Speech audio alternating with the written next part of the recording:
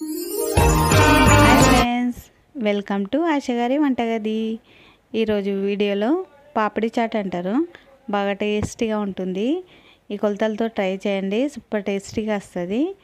కావాల్సిన item: 1 cup నమ్మక పారే, ఇంట్లోనే రెడీ చేశాను ఇది గోధుమ పిండితో.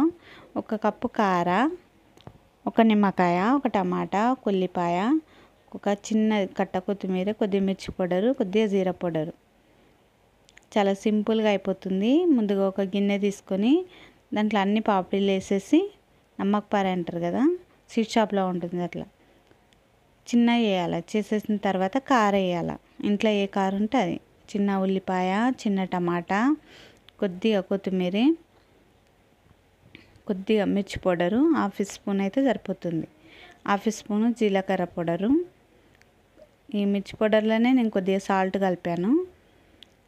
కావాలంటే మీరు నిమ్మకాయ వేసుకోవచ్చు, కొందరైతే టమాటా సాస్ వేసుకుంటారు. నిమ్మకాయ వేసుకుంటేనే టేస్టీగా ఉంటుంది.